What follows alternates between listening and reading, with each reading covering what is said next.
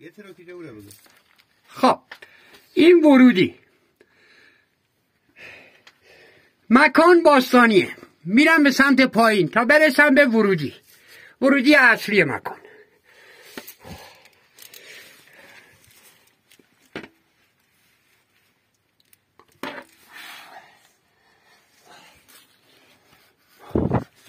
آقا بچه ها هیچکی نیاد پایین، اگه میخواید برگردید چون 5-6 ساعت میکشه تا من بیام بالا. مونده به خودتون، هر جور عشقتون کشید، ولی کسی منو صدا نکنه، فقط حوصله ندارم. بیام بالا از صبحتون حالتونو میگیرم.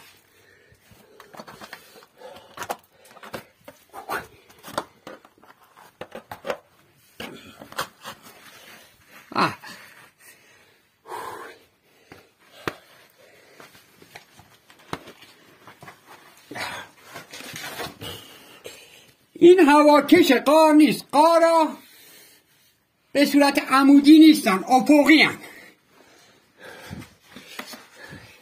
هواکش ها اکثرا تنگن، ولی خب این یکی چون باستانیه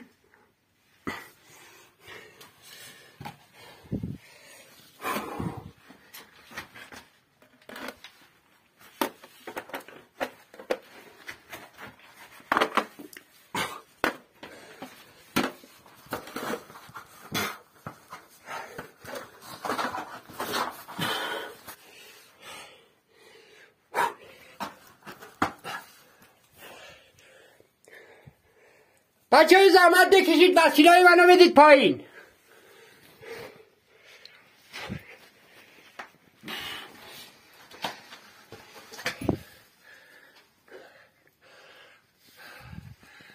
آقا وسیله رو برید تو ساگ، با طناب بده بیاد پایین.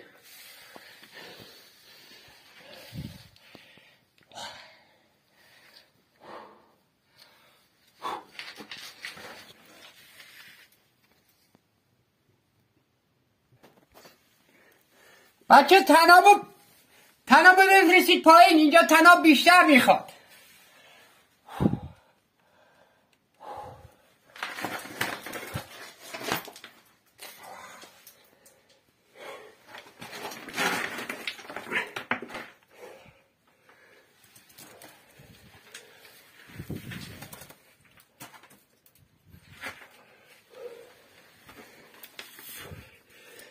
خب اینجا جای استراحت هست، من یکم استراحت میکنم. طنابو بدید پایین تا برم پایین تر.